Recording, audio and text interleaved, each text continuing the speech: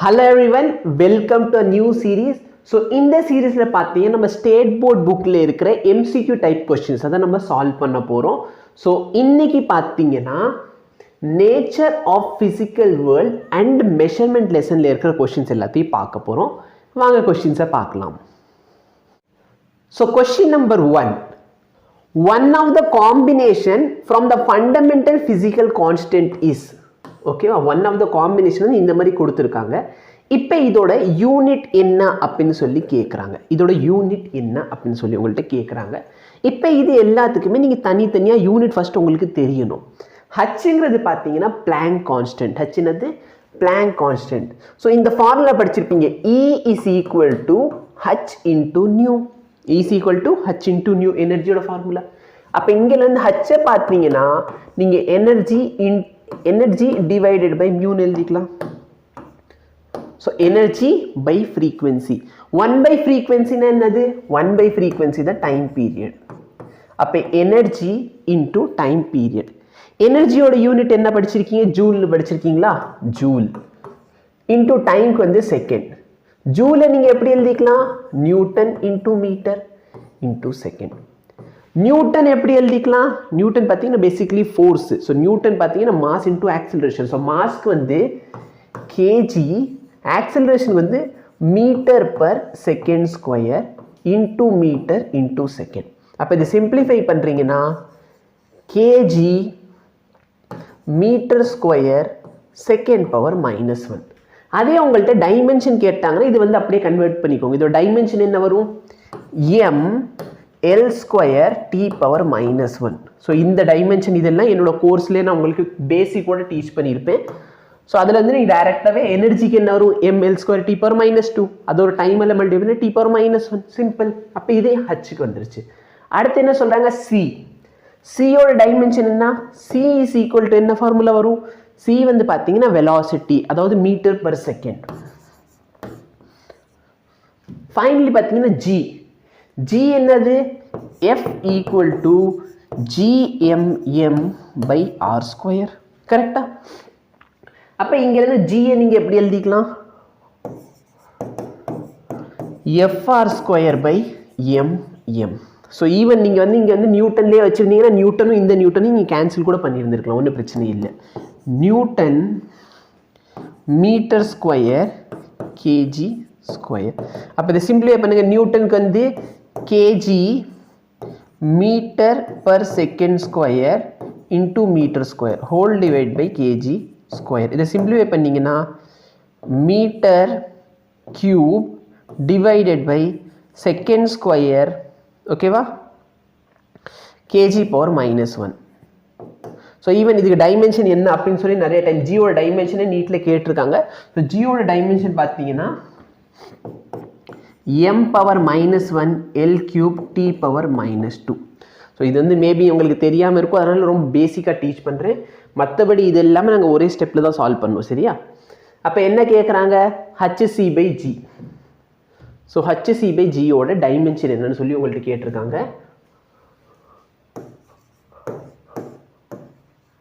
hc by capital G.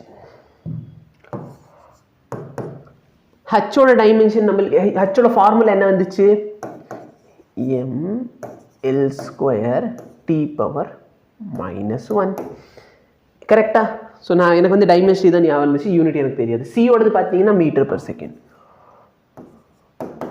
Whole divide by ஜிக்கு என்ன வந்துச்சு? KG metre cube second power -2. இப்போ கொஞ்சம் சிம்பிளிஃபை பண்ணணும். நல்லா பாருங்கள், இங்கே metre square into metre, metre cube ஆயிருமா? இந்த metre cube cancel. Second power -2 இருக்கும், இங்கே செகண்ட் பவர் -2. அப்போ இது மொத்தத்துக்கு கேன்சல். அப்போ கேஜி ஸ்கொயர் இதுதான் உங்களுக்கு ஃபார்முலா, அதாவது எஸ்ஐ யூனிட்.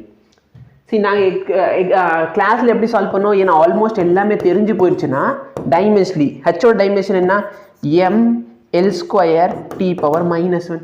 இதுக்கு என்னது? டைம், சாரி வெலாசிட்டி வந்து LT power -1 whole divide by G m power -1 L cube t power -2. அப்போ m by m power minus 1 m power minus 1 போயிடுச்சுன்னா m power 2 ஆயிரும், அதாவது kg ஸ்கொயர். ஓகேவா? ஸோ இதுதான் உங்களுக்கு ஃபைனல் ஆன்சராக இருக்கும் ஃபர்ஸ்ட் கொஸ்டினுக்கு.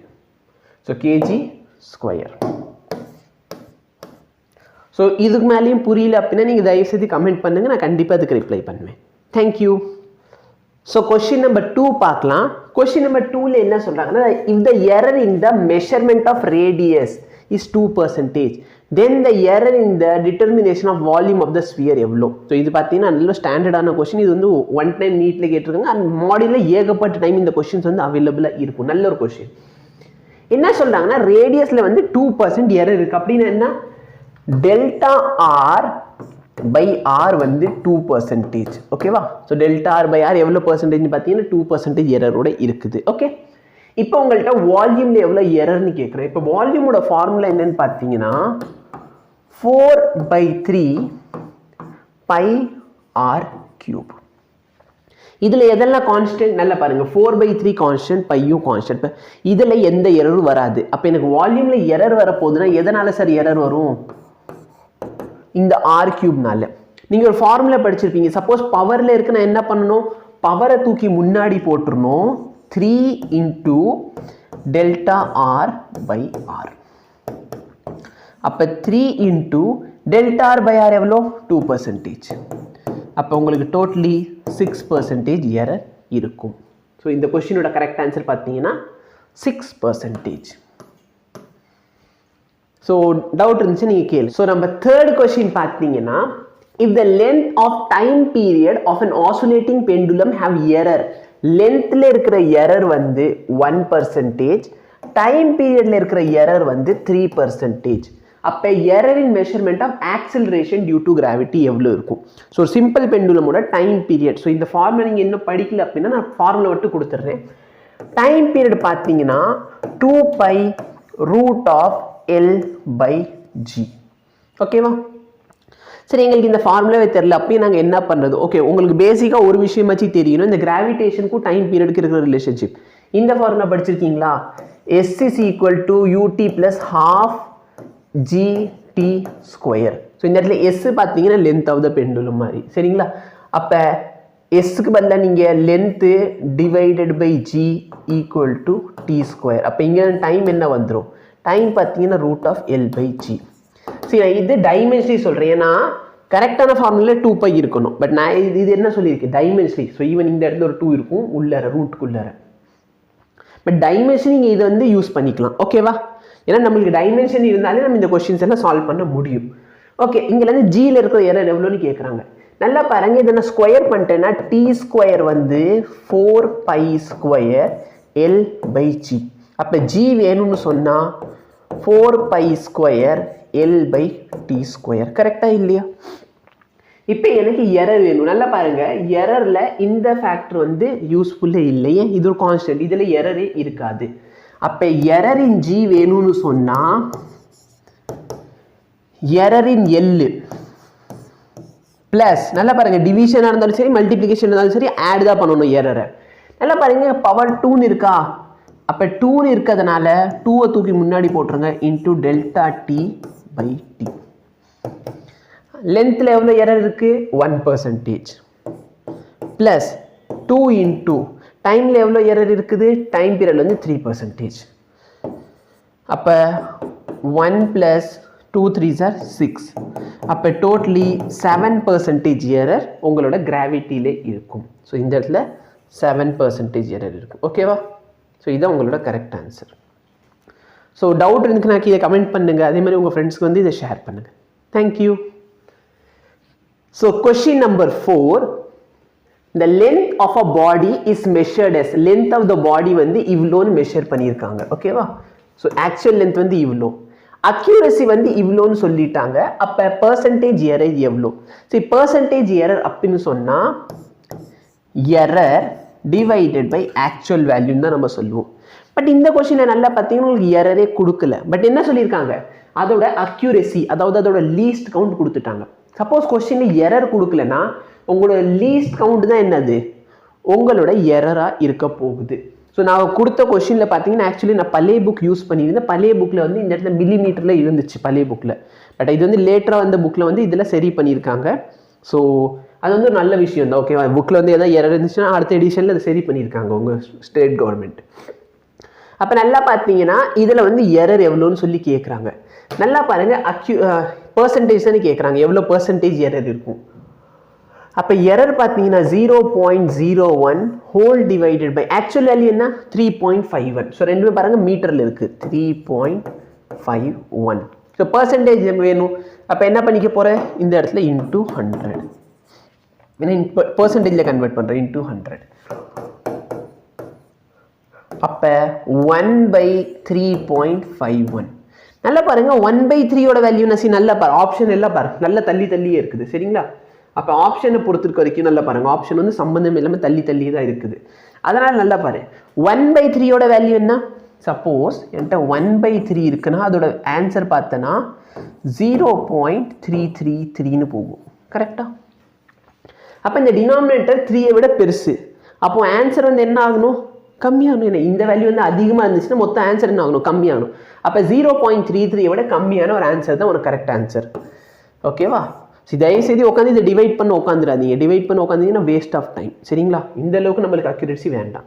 ஸோ 0.28%. ஸோ அதனால நம்ம என்ன பண்ணிப்போம், 100ல் மல்டிப்ளை பண்ணிட்டோன்னா பர்சன்டேஜில் கிடைக்கும். ஓகேவா, ஸோ டவுட் இருக்குன்னா நீங்கள் கண்டிப்பாக கேளு, வேறு ஏதாச்சும் உங்களுக்கு வேணாலும் நீங்கள் சொல்லலாம்.